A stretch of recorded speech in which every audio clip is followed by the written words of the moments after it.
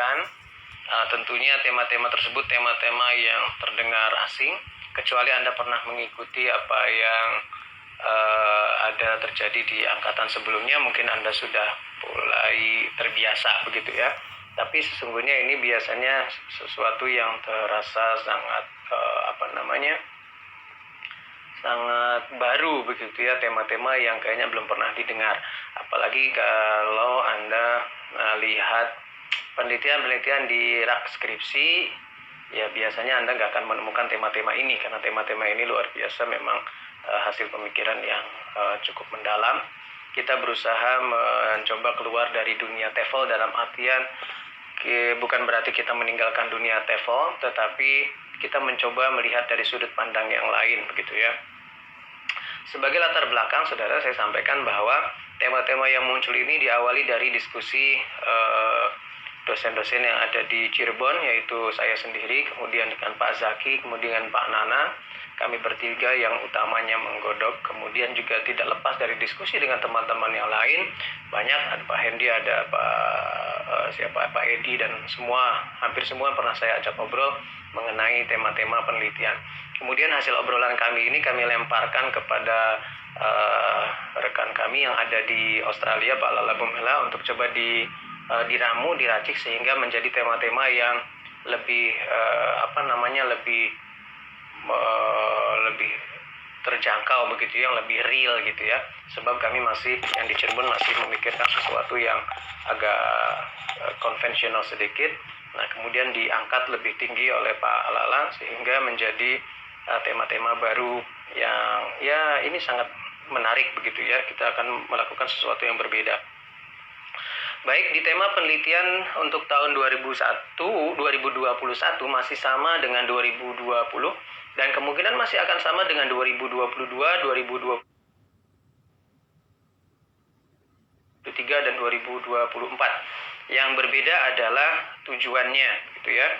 Tujuannya, ketika di 2020, kalau Anda memperhatikan penelitian yang sudah ada, angkatannya Angga, angkatannya L, ada angkatannya siapa lagi namanya itu ya, ada Nurini, ada Hana gitu ya.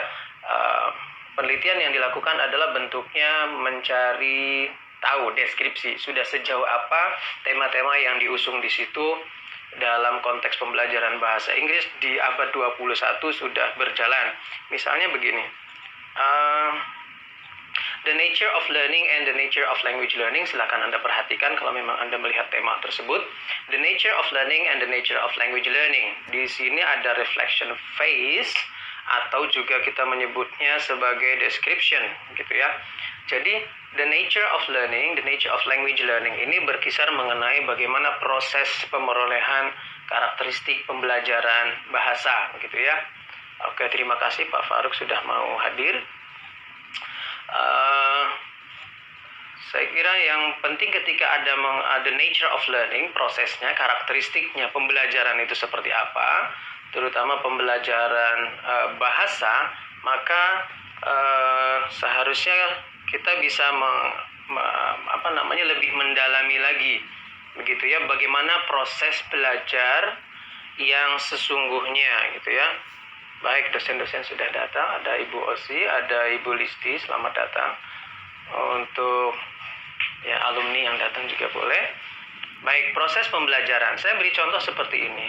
Pada proses pembelajaran, misalnya proses belajar bahasa, di reflection phase yang 2020, kami misalnya meneliti mahasiswa kami, ada banyak, salah satunya diantaranya ada Siva.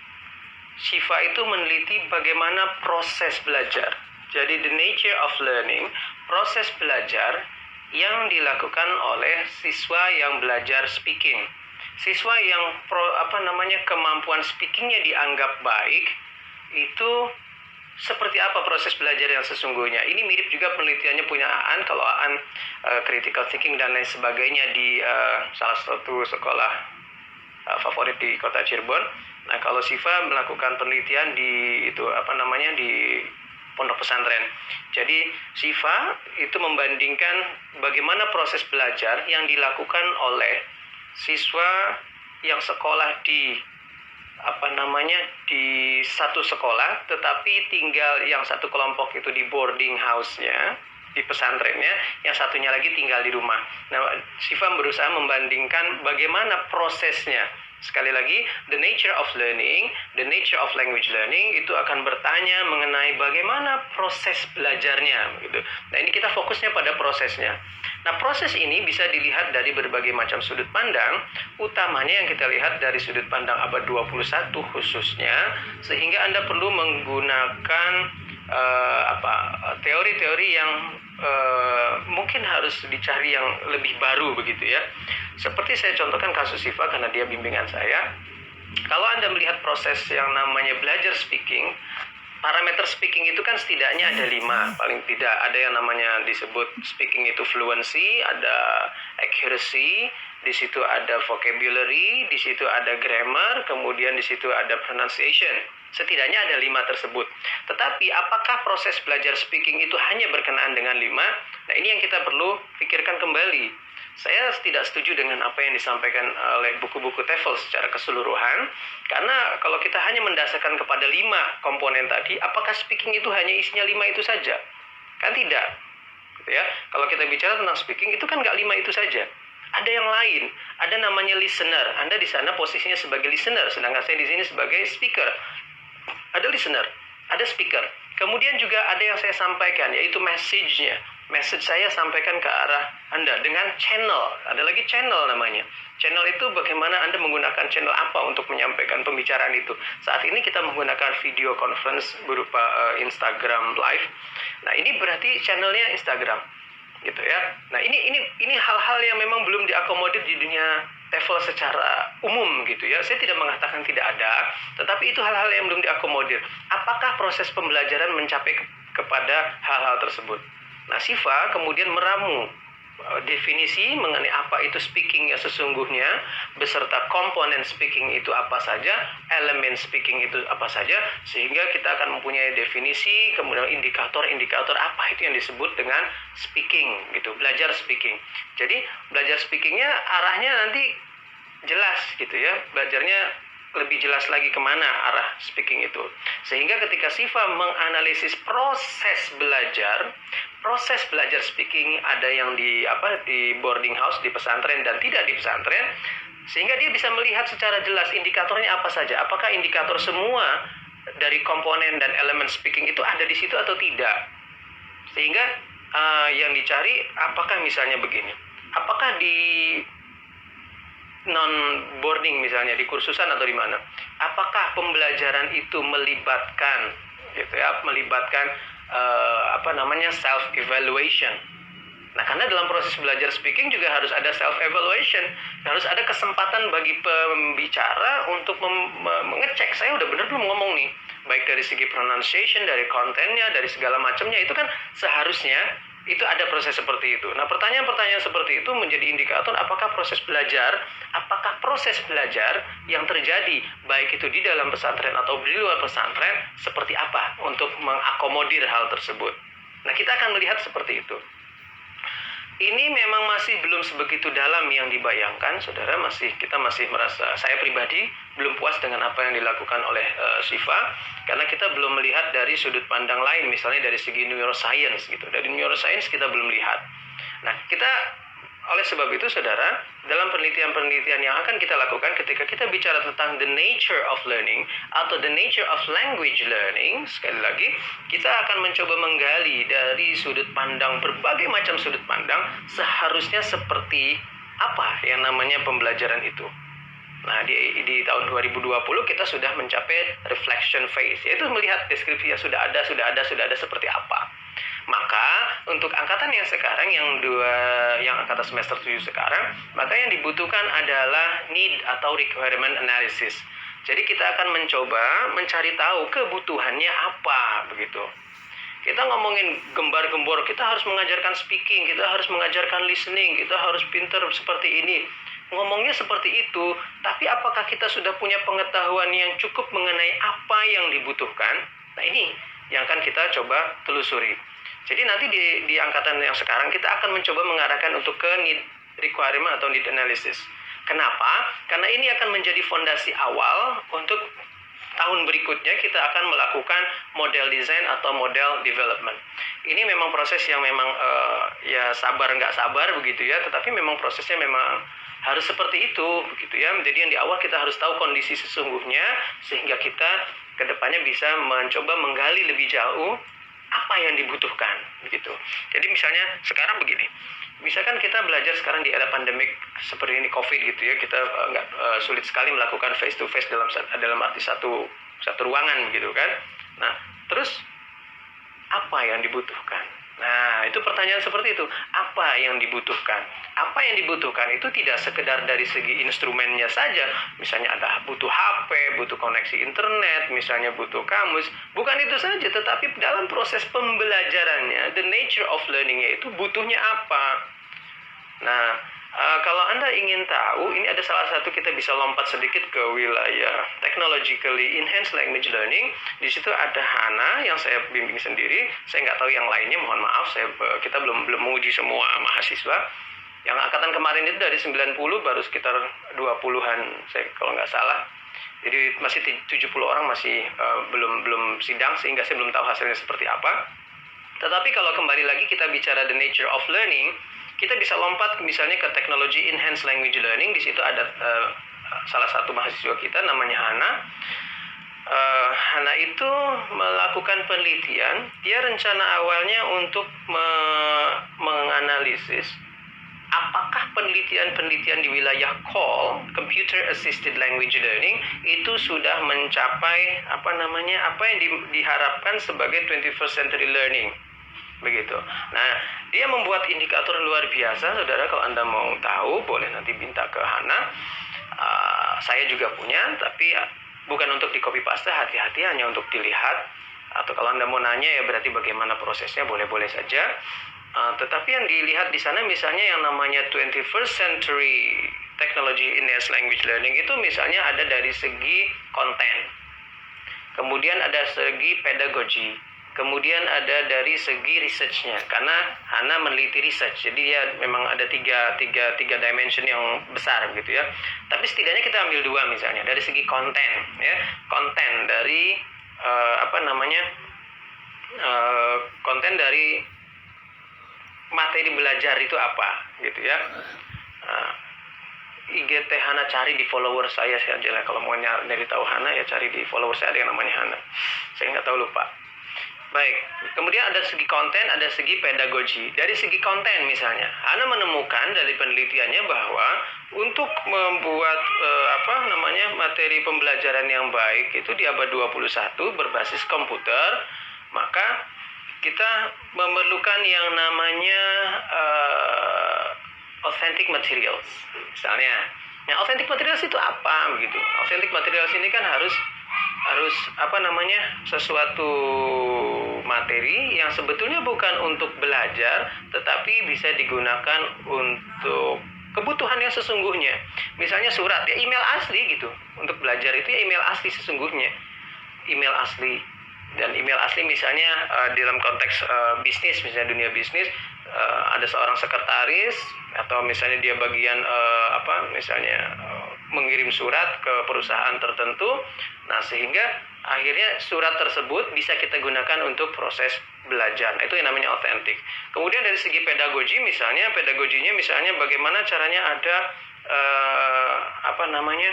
support, individualistic support gitu. Jadi support untuk masing-masing pribadi. Kebutuhan masing-masing orang berbeda-beda. Saya dan Anda ketika belajar berbeda. Anda yang orang di sebelah Anda juga tentu berbeda. Dalam satu kelas ada 35 orang. Kebutuhannya masing-masing berbeda. Maka proses pembelajarannya seperti apa seharusnya gitu ya, seharusnya bisa mengakomodir semua kebutuhan. Nah, ini kalau memang tidak mungkin berarti kan materinya harus berbeda-beda, harus dibuat berjenjang dan orang bisa memilih sesuai dengan kebutuhannya. Siswa bisa memilih sesuai kebutuhannya. Nah, itu misalnya ke wilayah teknologi enhanced language learning gitu ya. Nah, jadi saya kira nanti sekali lagi kita akan berada posisinya di need, require, or requirement analysis. Need analysis gampangnya. Kata kuncinya kalau Anda cari di internet need analysis gitu ya. Gitu. Kemudian selanjutnya, saudara, misalnya kita masuk ke tema yang kedua, yaitu English Learners Profile in the 21st Century. Profil pembelajar bahasa Inggris abad 21, ya. Mungkin ini yang dilakukan oleh Aan kalau saya nggak salah. Dia ingin meneliti bagaimana profil pembelajar bahasa Inggris yang sukses. Maka seharusnya dia membuat indikator sukses itu apa? Misalnya dia juara debat kah, misalnya dapat skor TOEFL berapakah, misalnya di nilai rapotnya selalu dapat nilai 100 kah gitu. Nah, ini kan ada indikator yang disebut sukses. Sehingga profilnya seperti apa, orangnya tuh kayak gimana gitu. Nah, ini yang harus kita ketahui. Nah, misalnya orangnya misalnya belajarnya sehari 8 jam misalkan gitu kan. Kemudian dia membuat jadwal. Kemudian sehari-hari dia berbicara bahasa Inggris baik dengan dirinya sendiri maupun dengan orang lain. Dia mencoba misalnya, dia mencoba menghafalkan sehari misalkan 20 kata. Kita nggak tahu. Tetapi deskripsi itu seharusnya sudah ada di tahun 2020 ini. Saya nggak tahu siapa yang melakukan penelitian di wilayah itu.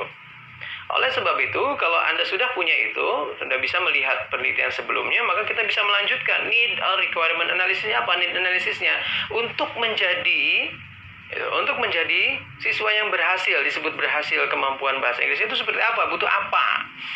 Misalnya, kita kan belum tahu ya, tapi itu kan pertanyaannya, apa yang dibutuhkan supaya seseorang bisa sukses belajar bahasa Inggris? Indikatornya dibuat, kemudian buat pertanyaannya, apa yang dibutuhkan? Kita datang ke orang-orang yang sukses bahasa Inggris. Anda menganggap sukses itu apa? Misalnya Anda pernah keluar negeri, ya kan? Apa yang keluar negeri, saya nggak tahu gitu kan. Nah, ini misalnya seperti itu. Nah, nanti kemudian dibuat pertanyaan, kemudian diulas. Apa yang dibutuhkan? Gitu ya, kesuksesan ini macam-macam. Ada yang sukses misalnya dari segi misalnya oral language, orasinya, dari kemampuan berbicaranya, mendengarkannya. Ada yang juga dari segi literasi dalam konteks, mohon maaf ini saya menyempitkan literasi, kemudian dalam literasi dalam makna menulis dan membaca bahasa Inggris itu kan, itu bisa juga seperti itu. Atau juga saudara bisa jadi Anda meneliti, ini sangat mungkin. Berapa banyak yang merasa gagal belajar bahasa Inggris? Mungkin sebagian di antara Anda juga ada yang merasa gagal. Saya sudah semester 7 tapi kok gagal terus. Kok perasaan bahasa Inggrisnya segini-gini aja gitu ya. Nulis jelek, bisanya copy paste. Mohon maaf ya, misalnya seperti itu. Nah, itu bagaimana gitu? Apa yang sebenarnya Anda butuhkan itu juga bisa diteliti. Gitu ya. Jadi sangat mungkin Anda meneliti teman yang menurut Anda ini payah banget, udah semester, mohon maaf saya punya mahasiswa bimbingan baru saya ini semester 14 gitu ya, semester 15. Wow, ini harus gimana gitu. Apa sih sebetulnya mereka butuhkan gitu? Apa yang mereka butuhkan untuk berhasil itu apa? Apa yang hilang? Nah, ini bisa coba digali lebih jauh informasinya begitu kan? Ini bisa. Dan ini sebenarnya dari semua tema penelitian ini kita bisa melakukan di berbagai level. Anda boleh melakukan penelitian di level sekolah dasar, sekolah menengah pertama, sekolah menengah atas, university. Boleh, bebas kemana saja Anda boleh melakukan penelitian, gitu ya. Saya pribadi tidak akan membatasi. Saya kira pihak jurusan juga dosen-dosen sudah mulai satu pemahaman bahwa kita tidak akan membatasi kepada hal-hal yang akhirnya menyempitkan penelitian itu. Jadi dibikin bebas saja. Sekarang ada posisinya sedang melakukan PLP begitu ya. Nah, di PLP Anda juga boleh menggali informasi apa yang dibutuhkan sementara ini sebagai bayangan, jangan mengambil data duluan. Anda belum boleh melakukan penelitian kalau Anda belum melakukan proposal, belum lulus proposal penelitian. Tetapi Anda sudah mulai korek-korek informasi itu boleh. Di sini tuh misalnya di sekolah ini sudah ada apa saja sih gitu, alat-alat untuk belajar bahasanya. Fasilitas apa saja yang sudah disediakan di sekolah. Nah, itu bisa Anda korek informasinya sehingga Anda punya bayangan gitu ya. Nah, ini akan kita garap selanjutnya nantinya. Tetapi sekali lagi saudara jangan tergesa-gesa menentukan judul penelitian. Kita belum nyampe situ ya. Kita baru mencapai memilih Anda mau di wilayah mana. Itu sebabnya Anda harus berdiskusi, berpikir matang-matang. Interest Anda di sebelah mana, silakan Anda pilih. Dan saya tidak akan membatasi kuotanya yang mana. Misalkan ada 9 terus jadi dibaginya masing-masing masing-masing tema itu diisi misalnya 4 atau 5 orang. Enggak, saya bebas saja, terbuka gitu ya. Anda bebas mau cari yang mana yang Anda sukai, itu saya persilahkan begitu. Kemudian juga ada Learner Centeredness and 21st Century ELT Curriculum gitu ya. Ini juga salah satu topik yang menarik sekali dan Anda punya kesempatan untuk melompat keluar dari kurikulum yang ada di sekolah, begitu ya. Jadi memang ini wilayah yang luar biasa besar, yang namanya kurikulum itu besar. Jadi Anda jangan terpaku.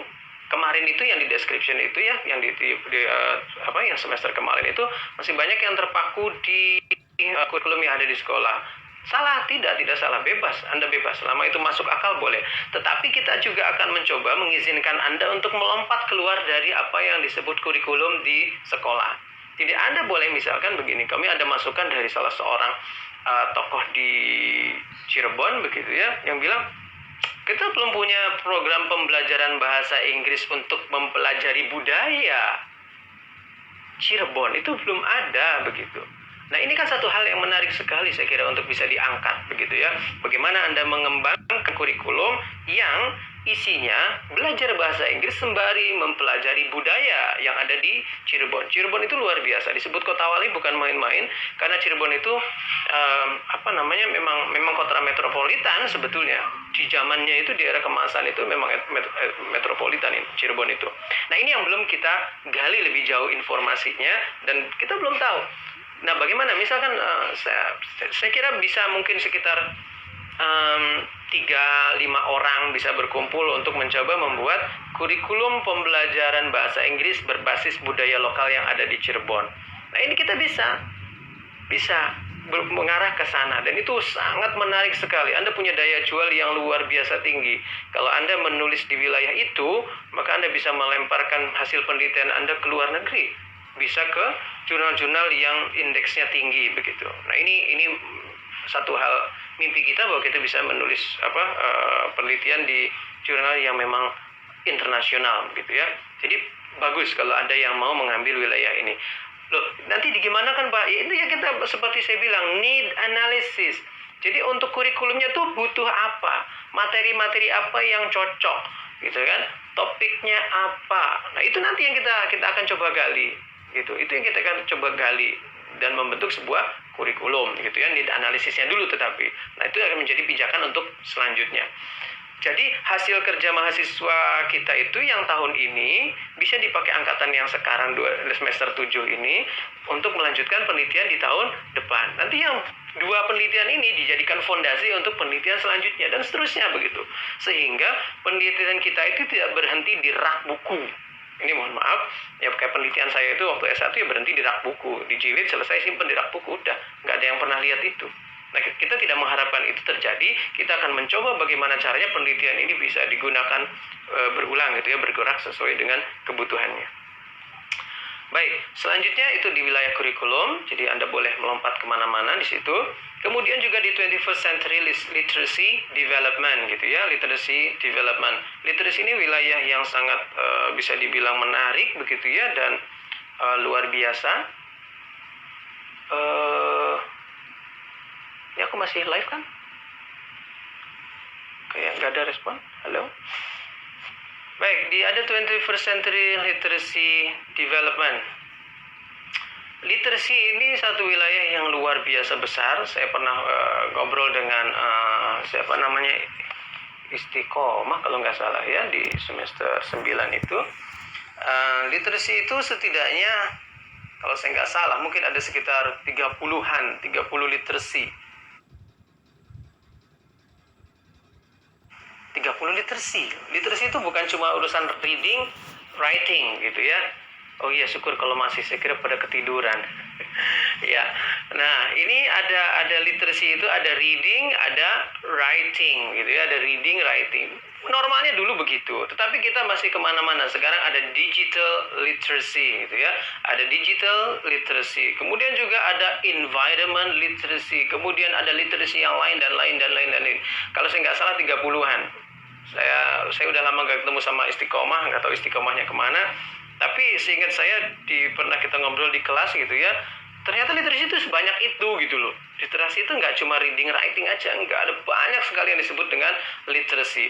Maka 21st Century Literacy Development itu kita bisa melompat ke arah ya syukur kalau lagi pada fokus ya. Kita bisa melompat ke arah need analysis untuk develop literacy itu di abad 21 apa yang dibutuhkan gitu ya? Apa yang dibutuhkan?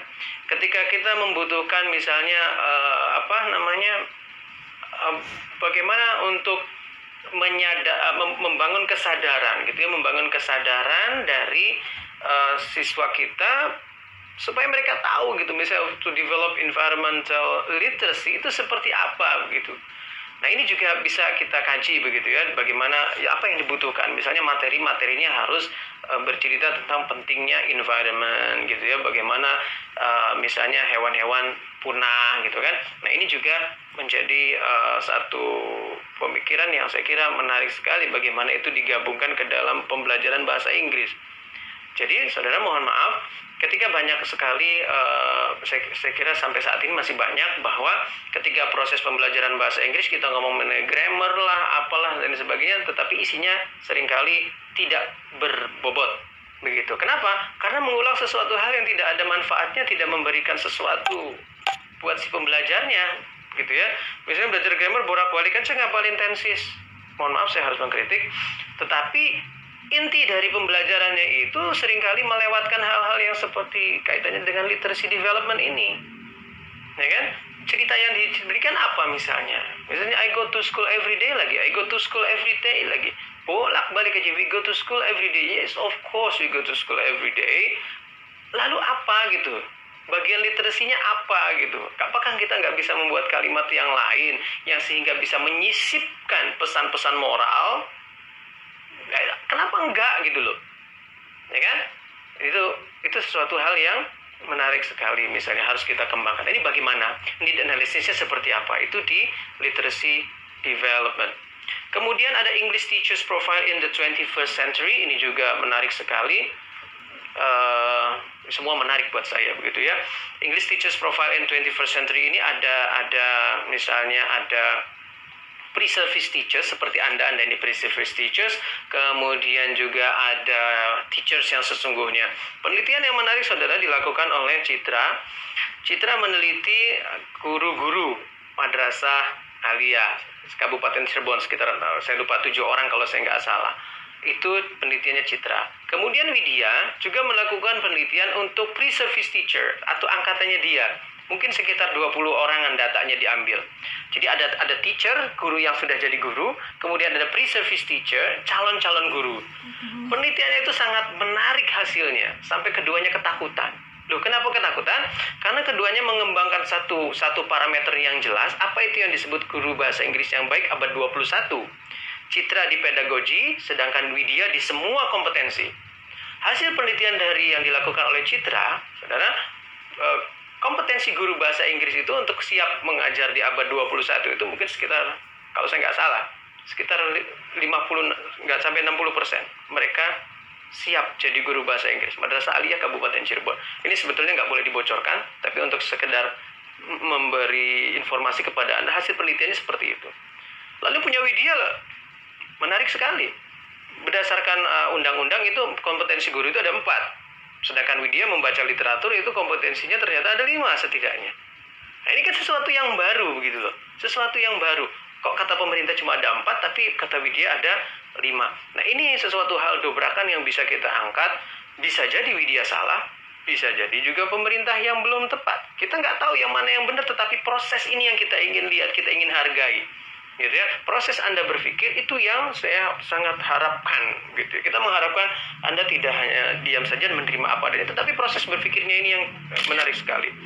Termasuk penelitian Widya itu saudara di bagian ICT skills kalau saya tidak salah, itu kemampuan siswanya itu mungkin kadarnya sekitar 30%, kan nyampe 40%. Ini juga di penelitiannya Arta digital literacy, bahkan ada skill yang levelnya untuk calon guru itu kecil sekali, di bawah 20%, sekitar 7%-an adalah professional competencies in ICT gitulah. Nah, ini penelitian-penelitian seperti ini yang kita akan lihat. Artinya profil guru harusnya seperti apa gitu loh. Nah, kemarin sudah ada deskripsi. Widya mendeskripsikan begitu, Citra mendeskripsikan gitu, Arta mendeskripsikan begitu. Nah, pertanyaan selanjutnya yang perlu Anda tanya adalah, apa sih sebetulnya yang dibutuhkan oleh calon guru itu apa gitu loh. calon guru tuh butuh apa gitu, sehingga dia harus bisa mencapai kompetensi tertentu itu. Nah ini juga perlu digali lebih banyak informasi begitu ya. Nah, seperti apa ya nggak tahu gitu ya. Kita punya. Nah ini guru-guru apa? Gurunya banyak ya, terserah bebas. Mau guru SD kayak, mau guru SMP, SMA gitu ya. Guru di SMK begitu ya. Guru di LPK misalnya ada seperti ada juga penelitian salah seorang rekan Anda itu, ada yang di Indramayu kalau saya nggak salah, meneliti di buat calon pengirim tenaga kerja ke luar negeri gitu, ada ya. Nah, itu juga ada. Nah itu mungkin saja, sangat mungkin gitu ya. Jadi seperti itu. Profilnya harusnya kayak gimana gurunya? Ya nggak tahu. Kita akan mencari tahu gitu ya. Jadi tahun depan saya berharap kita punya data yang Anda kumpulkan, yang dibutuhkan oleh seorang guru itu apa, itu yang kita butuhkan. Baik. Kemudian di selanjutnya ada professional development for the 21st century English teachers gitu ya. Jadi mengenai bagaimana si guru mengembangkan dirinya gitu ya. Baik guru, baik calon guru, bagaimana dia proses pengembangan dirinya. Nah gitu ya. Apakah ada ikut pelatihan, ikut workshop, ikut apa yang nggak tahu gitu. Nah itu yang kita perlu cari tahu gitu ya. Bagaimana cara seorang guru atau cara guru-guru bahasa Inggris mengembangkan dirinya. Nah ini satu hal yang menjadi PR luar biasa. Kenapa? Karena saya curiga nih ya, saya curiga bahwa calon-calon guru itu guru-guru kita ini sedikit lemah dalam artian mencari bagaimana dia mengembangkan dirinya. Saya curiganya seperti itu. Merasa sudah selesai jadi sarjana, masuk ngajar, sudah cukup di situ. Gitu ya, kesulitan untuk mengembangkan dirinya. Apakah mereka ikut webinar? Nah, webinar sekarang lagi booming luar biasa. Sebelumnya itu kan ada, tetapi tidak banyak yang ikut. Nah, ini bagaimana pengembangan dirinya? Apakah berapa banyak guru yang pengen misalnya katakan S2 atau S3? Atau program-program yang lain yang berkaitan dengan pengembangan diri mereka. Nah, ini perlu diteliti. Kita perlu melihat lebih jauh lagi seperti apa itu. Kemudian juga di sini ada learner centered materials development. Ini satu topik yang luar biasa begitu ya. Bagaimana kita mengembangkan materi pembelajaran yang berpusat kepada siswanya. Gitu ya. Materinya berpusat kepada siswanya berdasarkan kebutuhan siswanya. Nah, kita akan meneliti di sini, kita mencari tahu apa yang dibutuhkan gitu. Apa yang dibutuhkan oleh siswa dalam belajar itu, materi belajarnya yang seperti apa begitu. Ya tentunya yang sesuai dengan misalnya saya nggak tahu, misalnya yang sesuai dengan perkembangan zaman mereka. Sekarang mereka nontonnya apa saya nggak tahu gitu kan. Nah itu yang akan Anda mungkin lebih dekat dengan dunia mereka. Kita akan mencari tahu gitu, materinya harusnya seperti apa. Apakah materi tersebut sudah sesuai dengan kriteria ber-21 atau belum? Saya punya satu mahasiswa bimbingan saya, ada namanya Fitri begitu ya. Fitri meneliti mengenai materials development dalam konteks buku bahasa Inggris, apakah sudah sesuai dengan Industri 4.0. Jadi sekarang ini abad 21, kemudian masuk revolusi industri 4.0 dan sebentar lagi disusul 5.0. Tetapi di 4.0 saja saudara ada skills gitu ya. Skillsnya itu berdasarkan hasil analisis yang dilakukan oleh Fitri. Memang dia mengutip satu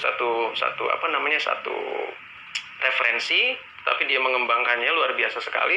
Dan kita punya 34 soft skills yang harus dikuasai untuk hidup di abad industri 4.0 ini. Di era 4.0 seorang itu harus menguasai setidaknya ada 34 soft skills. Ini luar biasa banyak. Nah, apakah materi pembelajaran itu sudah sesuai dengan itu atau belum? Hasil penelitian dari Fitri, sekitar 40% dari satu buku itu materinya cocok untuk digunakan untuk mempersiapkan siswa hidup di era industri 4.0 begitu ya. Nah, ini dari segi deskripsinya. Nah, sekarang yang kita butuhkan apa? Ya, kebutuhannya itu yang dibutuhkan apa gitu. Apakah dari 34 itu semua harus ada? Nah, ini yang harus kita gali lebih jauh lagi. Apakah memang betul semua itu dibutuhkan? Kalau memang dibutuhkan, bagaimana cara memasukkan 34 skill ke dalam materi pembelajaran itu, gimana caranya? Misalnya salah satu skillnya itu mathematical analysis kalau saya nggak salah. Iya, jadi kemampuan matematik, berpikir matematik. Nah itu gimana cara memasukkan ke materi pembelajaran? Apakah sementara ini, mohon maaf saudara, sementara ini buku pelajaran yang kita hadapi, misalnya belajar matematik, adanya belajar dagang-dagangan, shopping. Udah, urusannya itu aja. Tambah-tambahan sedikit. Tetapi logical mathematical analysis itu seperti apa, itu yang belum pernah dimasukkan ke buku pembelajaran bahasa Inggris. Nah ini kan sesuatu yang baru, saudara. Ini sesuatu yang baru. Saya nggak berani sih sebenarnya, tapi saya kira dari pengalaman saya mengamati tema-tema penelitian se-Indonesia, posisi kita itu paling maju. Saya nggak berani bertaruh karena saya belum tahu, tetapi sepengalaman saya, pengamatan saya, kita itu yang paling maju, termasuk ke hal-hal yang seperti ini. Kenapa? Karena belum ada, silakan saya dicari. Banyak dari mahasiswa kita yang kesulitan ketika mencari referensi, ser nggak ada begitu ya. Apalagi dosen pembimbingnya yang mohon maaf belum siap belajar bersama. Kalau saya siap belajar bersama, saya lihat kita sama-sama baca teksnya gitu untuk memahami itu, tetapi belum semua dosen punya waktu, punya kesempatan, kesiapan untuk melakukan hal tersebut. Nah, banyak yang kesulitan ini, kok nggak ada referensinya. Ya bikin sendiri referensinya, kenapa gitu. Ya kan? Jadi nanti ketika Anda misalnya mulai membuat proposal ini, Anda tidak menemukan teori tertentu, memang kita tidak menggunakan teori tertentu. Jadi jangan berpatokan, Sir, saya nggak ada teorinya. Nggak begitu.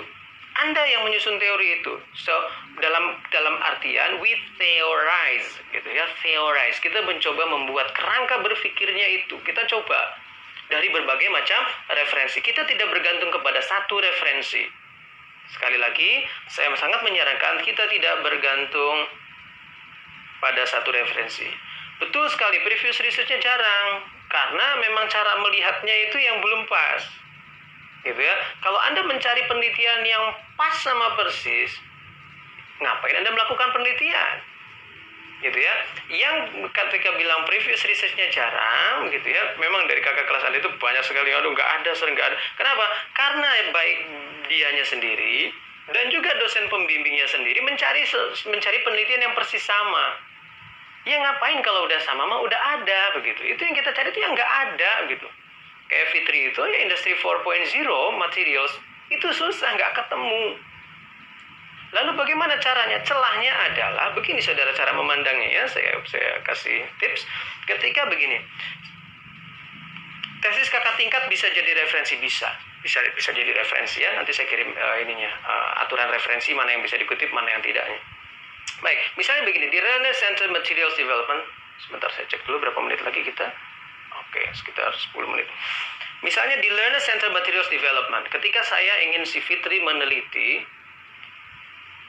apakah materi buku ajar yang digunakan itu sudah sesuai dengan era industri 4.0. Itu kan patokannya. Lalu dicarilah di penelitian, kok nggak ada yang sama gitu. Nggak ada yang ngomong guru buku bahasa Inggris sesuai apa tidak dengan era industri 4.0. Nggak ada. Loh, terus kalau nggak ada jadi nggak bisa diteliti. Salah. Justru karena tidak ada, itulah kesempatan Anda meneliti. Itulah letaknya kelebihan penelitian Anda. Karena orang lain nggak meneliti. Jadi kalau Anda berpikir previous research-nya jarang, kemudian Anda berhenti, ya nggak gitu ceritanya. Justru karena memang jarang dan tidak ada, maka itulah kesempatan Anda masuk untuk mengambil posisi penelitian. Gitu ya. Jadi buat si Fitri, gak ada sir ini penelitiannya. Adanya gimana adanya? Ya adanya misalnya peneliti buku A, buku B. Terus referensinya apa? Yang ini pakainya sesuai dengan kurikulum 2013 apa enggak? Terus yang satunya, yang ini sesuai enggak dengan misalnya communicative language teaching. Adanya begitu sir. Ya udah nggak apa-apa, nggak masalah. Itu penelitian mereka. Penelitian kita, posisinya di antara mereka, kita beda posisinya lah. Jangan disamakan. Gitu ya. Jadi kalau Anda membuat bangunan, Anda menyusun tembok, pernah memperhatikan orang bikin tembok, ya kan?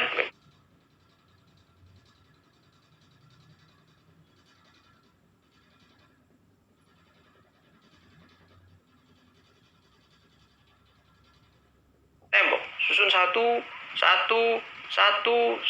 gitu kan?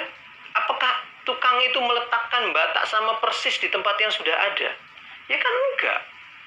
Kenapa? Ya udah ada kan, ngapain kita naruh di situ? Ya kan? Nah, kita mencari tempat space yang berbeda. gitu ya. Sama ketika Anda memasang puzzle.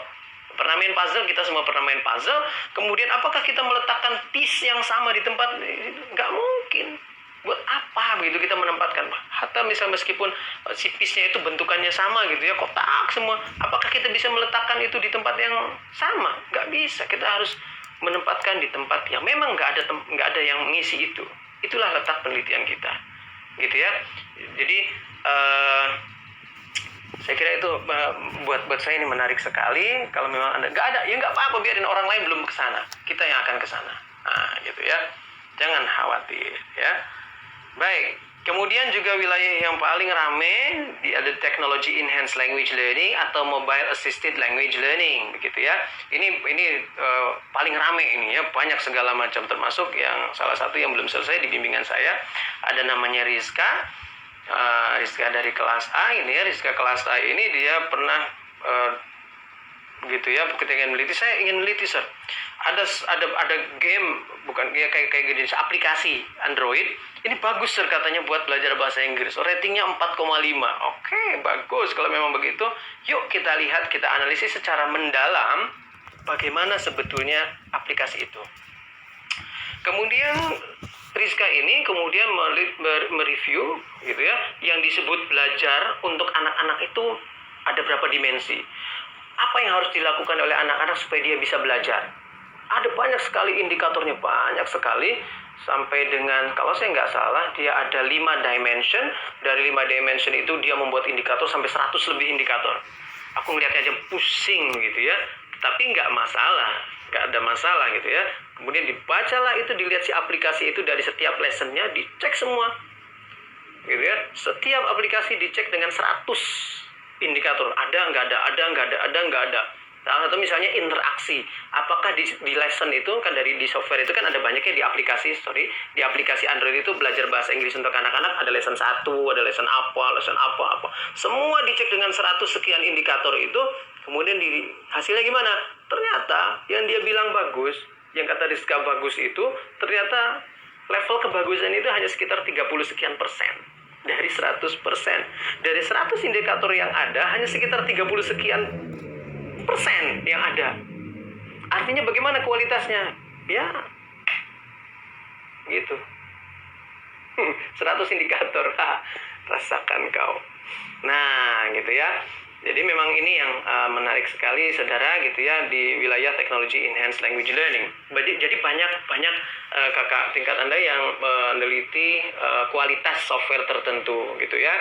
Nah, kualitas software tertentu. Nah, penelitian dari Rizka itu bagus sekali karena dia berhasil menyiapkan itu 100 indikator itu. Yang artinya, Anda boleh melanjutkan dari 100 indikator itu apakah itu dibutuhkan atau tidak sebetulnya dalam proses belajar bahasa.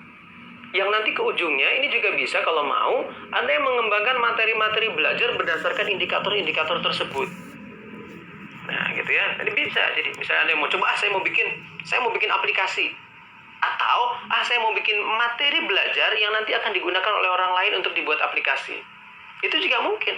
Jadi Anda misalnya membuat, saya ngelihat punya penelitiannya Rizka, ada 100 sekian indikator, ada ABCD, banyak sekali. Kemudian saya mau mencoba membuat pembelajaran yang desainnya itu indikator-indikator itu kena semua. Misalnya dari sosial aspek itu harus ada interaksi. Nah, bentuk interaksinya apa antara software dengan siswa anak kecil itu? Apa bentuk interaksinya? Interaksinya misalnya si naratornya ngomong, "What is your name?" gitu kan. Kemudian dikasih contoh sama dia juga, ada contoh anak kecil, "My name is Jacob," misalnya, gitu kan. Nah, si pembelajarnya, si siswanya berarti kan dia mengalami interaksi meskipun interaksinya artificial gitu ya, nggak nature gitu ya, nggak natural. Nah, tapi itu sesuatu yang mungkin bisa dipertimbangkan gitu ya. Kemudian juga misalnya Anda bisa juga misalnya di Technology Enhanced Language Learning, misalnya di era pandemi seperti ini, apa sih yang sesungguhnya dibutuhkan dari segi pembelajaran bahasa Inggris dengan teknologi pembelajaran yang daring seperti ini, seperti apa harusnya? Harusnya gimana? Nah, ini juga bisa dijadikan satu hal yang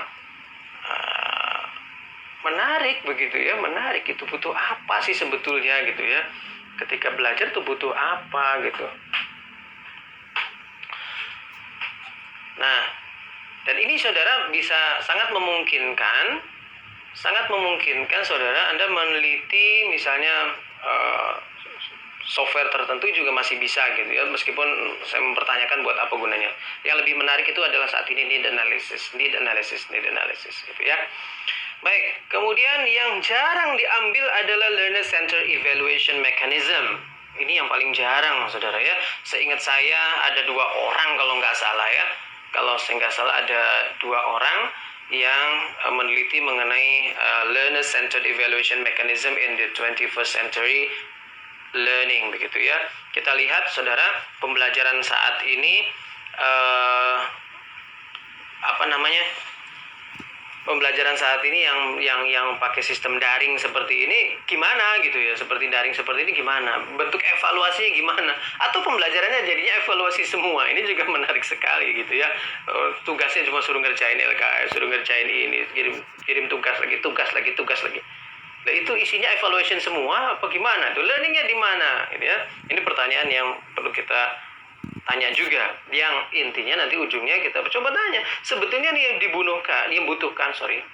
dibutuhkan untuk evaluasi berbasis kepada learner centered itu seperti apa begitu, sehingga mungkin siswanya dia bisa mengevaluasi dirinya. Kemarin saya bertemu dengan sahabat saya, beliau mengajar di Madrasah Ibtidaiyah, kemudian untuk penilaiannya gimana, kan repot penilaiannya segitu banyaknya, ya biarin aja bikin misalnya self evaluation proses seperti apa. Nah, ini juga apa yang dibutuhkan kan belum diteliti itu ya. Gitu. Nah, ini menarik sekali gitu ya. Nah, itu ada yang saya kira perlu kita pikirkan gitu ya. Jadi bagaimana evaluasi sesungguhnya, apa yang dibutuhkan. Siswanya ditanya, kamu kalau misalnya dievaluasi itu harus gimana. Ini kan perlu pertanyaan yang sangat serius gitu ya untuk bertanya ke subjek penelitiannya. Mohon maaf saya agak terganggu dengan banyak hal. Baik, reflection bisa jadi sama gitu ya. Baik, kita lihat di sini ada banyak pertanyaan. Waktu kita tinggal 5 menit lagi saudara ya. Ada pertanyaan, ada penelitian yang lokasinya saja yang berbeda tapi temanya sama. Bolehkah? Boleh saudara ya, boleh. Akan tetapi kita harus memastikan perbedaannya itu apa. SMP sama SMA ya beda.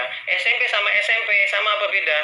Ya tergantung SMP-nya di sebelah mana gitu. Ada yang SMP-nya mohon maaf, ada yang sekolahnya terkenal sangat elit begitu ya, dengan segala fasilitas yang lengkap, dan ada sekolah yang mohon maaf misalnya posisinya di ujung dunia, kemudian fasilitasnya tidak lengkap.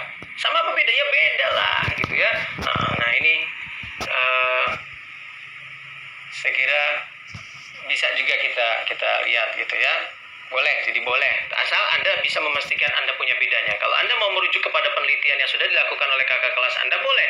Tetapi harus memastikan Anda tahu apa bedanya, gitu ya. Apa bedanya. Ini jadi hal yang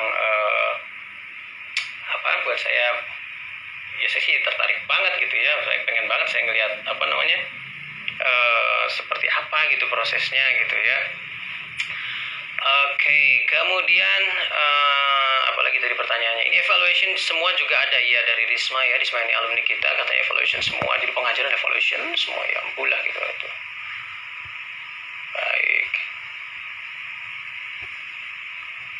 Baik, kita tinggal punya waktu ya sekitar 5 menit lah gitu ya.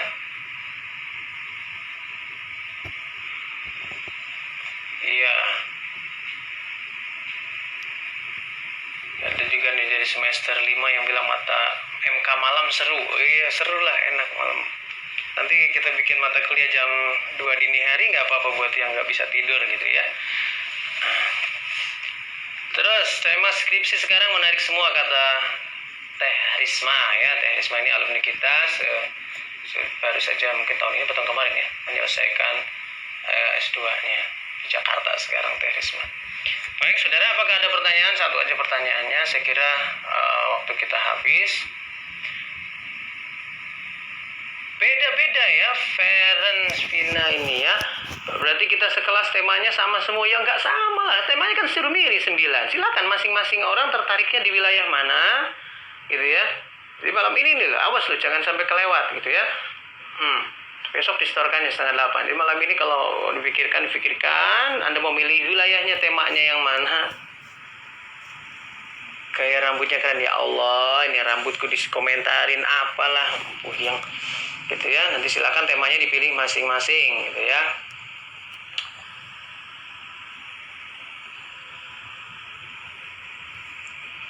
Learner Center material berarti menyesuaikan materi berdasarkan kebutuhan siswa. Semisal ada target materi tertentu yang harus dicapai guru, sementara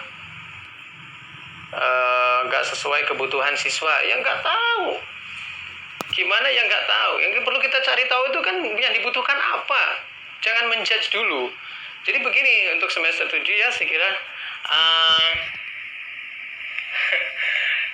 sementara ini jangan mikirin Anda mau meneliti apa dulu. Wilayahnya dulu apa, mau meneliti apa, wilayahnya dulu. Nah, nanti yang diteliti apanya, nanti urusan nanti. Pelan-pelan, jangan buru-buru. Gitu ya, jangan buru-buru. Yang sudah terjadi seperti itu. Anda buru-buru sudah punya ide penelitian, sudah punya judul, itu nanti lagi ya. Jangan dulu.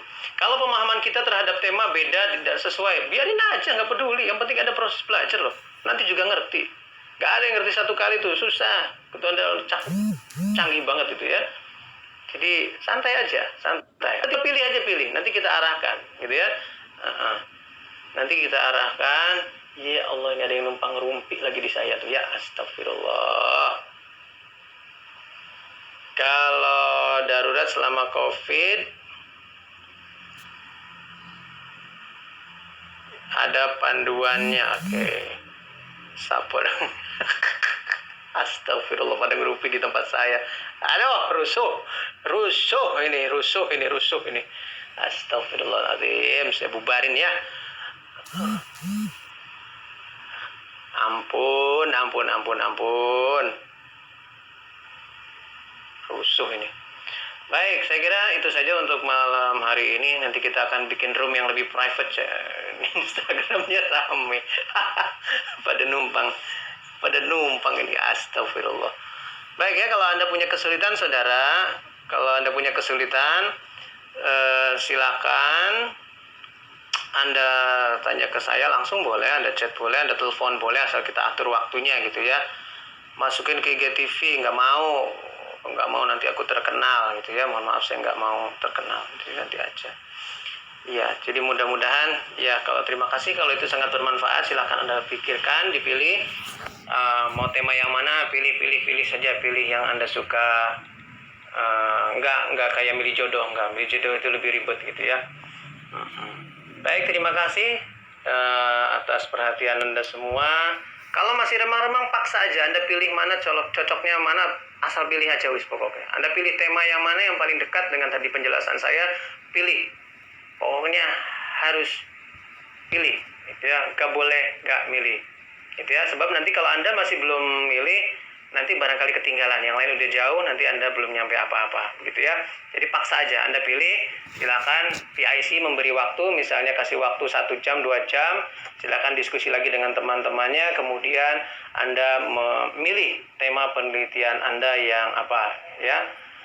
Terima kasih untuk dosen-dosen juga yang sudah hadir gitu ya. Terima kasih juga untuk alumni yang memberi kesaksian gitu ya. Ada juga yang numpang nongol juga, boleh gitu ya. Terima kasih. Enggak mau di-save ya. Terima kasih. Selamat merenung untuk semester 7 dan selamat istirahat yang mau istirahat. Assalamualaikum warahmatullahi wabarakatuh.